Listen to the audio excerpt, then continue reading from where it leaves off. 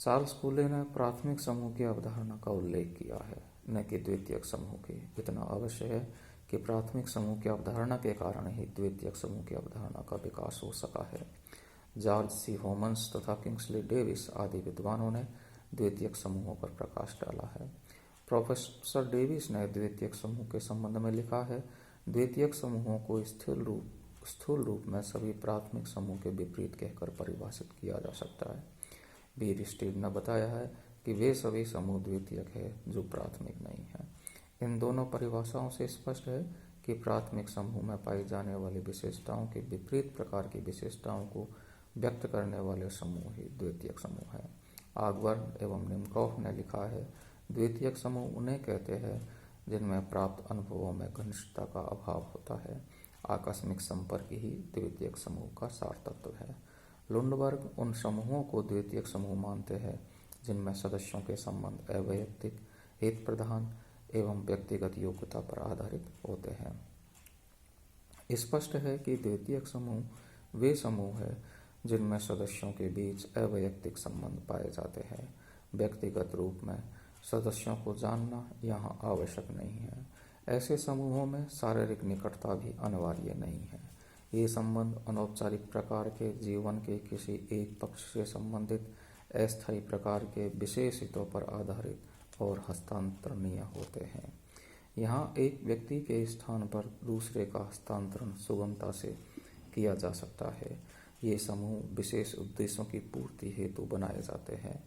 उद्देश्यों के पूर्ण होने पर ये समाप्त हो जाते हैं। इन समूहों में उच्च तथा निम्न प्रकार की प्रतिस्पर्धा देखने को मिलती है। द्वितीयक समूह के सदस्यों के संबंधों में स्थायित्व तथा निरंतरता का अभाव पाया जाता है। ऐसे समूहों के सदस्य अपने आप को दृढ़ भावात्मक संबंधों में बंधा हुआ नहीं पाते हैं। इनमें स्नेह, सहानुभूति तथा दूसरों के हित को अपना समझने की प्रवृत्ति नहीं पाई जाती।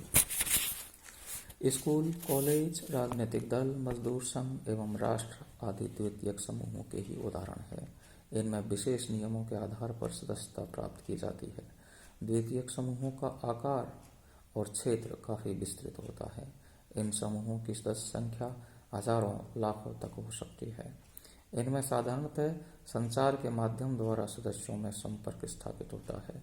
द्वितीयक समूहों के सदस्यों में घनिष्ठता का अभाव पाया जाता है। इन समूहों में व्यक्ति को नहीं बल्कि उसके कार्य को महत्व दिया जाता है।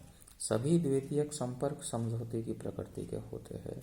इस प्रकार के संपर्क में सदस्य समझौते की शर्तों के अनुसार बंधे रहते हैं। सदस्यों के व्यवहार में औपचारिक नियम, विधियां एवं परंपराएं पाई जाती हैं। इनके माध्यम से सदस्यों के व्यवहार को नियंत्रित किया जाता है। सदस्यों के अधिकार व कर्तव्य समझौते की शर्तों द्वारा निर्धारित होते हैं। इन समूहों का संगठन योजनाबद्ध प्रकार का होता है। द्वितीयक समूह के सफल संचालन के लिए आवश्यक है कि सदस्यों में समूह के प्रति कुछ अपनात्व, त्याग एवं निष्ठा का भाव है। इनके अभाव में कोई भी विश्वविद्यालय, श्रमिक संघ अथवा राजनीतिक दल पूर्ण कुशलता के साथ काम नहीं कर सकता। उपर्युक्त विवेचन से द्वितीयक समूह की कुछ विशेषताएं स्वतः ही स्पष्ट हो जाती है। ये विशेषताएं इस प्रकार है। हम यहाँ पर द्वितीयक समूहों की विशेषताओं को स्पष्ट कर रहे हैं। ये समूह जानबूझकर कुछ उद्देश्यों की प्राप्ति के लिए संगठित किए जाते हैं। नंबर 2, इन समूहों में सदस्यों का एक दूसरे को व्यक्तिगत रूप से जानना आवश्यक नहीं है। यहाँ संचार के साधनों द्वारा सदस्यों के बीच संबंध स्थापित होते हैं। इन समूहों में शारीरिक निकटता का अभाव पाया जाता है। इनका आकार प्राथमिक समूहों की तुलना में काफी विस्तृत है। ये समूह व्यक्ति के जीवन में किसी पहलू विशेष से संबंधित होते हैं, अतः यह व्यक्ति के किसी एक पक्ष को ही साधारणतः प्रभावित कर पाते हैं। इन समूहों में सदस्यों के उत्तरदायित्व सीमित होते हैं। इनमें संबंध संविदा या समझौते की प्रकृति के होते हैं जो निश्चित नियमों एवं शर्तों के आधार पर बनते हैं। संबंधों में औपचारिकता पाई जाती है। यहाँ व्यक्ति के बजाय परिस्थिति का महत्व ज़्यादा होता है। यहाँ संबंधों में घनिष्ठता का अभाव पाया जाता है। यहाँ व्यक्ति के बीच छुओ और जाओ टच एंड गो के संबंध होते हैं। ये समूह सदस्यों की विशिष्ट आवश्यकताओं को लेकर बनते हैं, अतः इनका स्वतः विकास नहीं होता। जैसे ही आवश्यकता बदलती है, इनके साथ ही इन समूहों की प्रकृति में भी परिवर्तन आ जाता है। अब हम द्वितीयक समूहों का प्रकार्यात्मक पक्ष अथवा द्वितीयक समूहों की समाज एवं व्यक्ति के लिए क्या उपयोगिता है, इसका क्या महत्व है या इनके क्या लाभ है का वर्णन कर रहे हैं। तो सबसे पहले नंबर 1 है सामाजिक परिवर्तन एवं प्रगति में सहायक। ये समूह सामाजिक परिवर्तन के माध्यम से सामाजिक परिवर्तन प्रगति में योग देते हैं। इन समूहों के प्रभाव में व्यक्ति तार्किक दृष्टिकोण को अपनाता है, भाई भतीजावाद से कुछ सीमा तक मुक्त होता है और प्रथाओं, रूढ़ियों एवं अंधविश्वासों से छुटकारा प्राप्त करता है। नंबर 2, व्यक्ति में जागरूकता पैदा करते हैं। ये समूह व्यक्ति और समाज में जागरूकता उत्पन्न करने में भी महत्वपूर्ण योग देते हैं। ये व्यक्ति में विवेक को जागृत करते हैं, तार्किक दृष्टिकोण अपनाने में उसकी सहायता करते हैं। इन समूहों के माध्यम से व्यक्ति में अपने अधिकारों के प्रति सजग रहने की भावना का विकास होता है। नंबर 3, श्रम विभाजन एवं विशेषीकरण तथा श्रम को प्रोत्साहन। ये समूह व्यक्ति को श्रम के महत्व से परिचित कराते हैं, उसे कर्मठ बनाते हैं, श्रम का पुरस्कार देकर उसे अधिक प्रयत्न करने के लिए प्रेरित करते हैं। ये समूह व्यक्ति में जोखिम उठाने की क्षमता का विकास भी करते हैं, उसकी गतिशीलता में वृद्धि करते हैं। इन समूहों के माध्यम से व्यक्ति में उदारता एवं सहिष्णुता भी आ जाती है, क्योंकि वह इनमें विभिन्न प्रकार के लोगों के साथ मिलकर काम करता है। नंबर 4, सामाजिक नियंत्रण में सहायक। आज के जटिल औद्योगिक समाजों में इन समूहों के माध्यम से ही सामाजिक नियंत्रण बनाए रखा जा सकता है। प्रथाएं, परंपराएं, रूढ़ियां और धर्म आज विविधतापूर्ण जटिल समाजों में प्रभावशाली ढंग से सामाजिक नियंत्रण नहीं रख सकते। यहाँ तो पुलिस, अदालत, कानून तथा प्रशासनिक संगठनों के माध्यम से ही व्यवस्था बनाए रखी जा सकती है। अब हम द्वितीयक समूहों के दुष्प्रकार्य अथवा इसके दोषों का विवेचन करते हैं।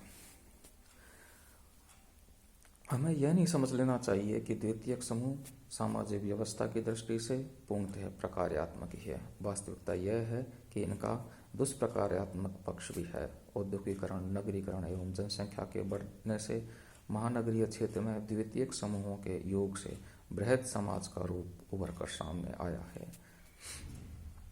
इन महानगरों में द्वितीयक समूहों की संख्या बहुत अधिक पाई जाती है। यहाँ चारों ओर भीड़ से घिरे रहने तथा हर समय अपने को सैकड़ों हजारों लोगों के बीच में पाते हुए भी व्यक्ति अपने को अकेला महसूस करता है।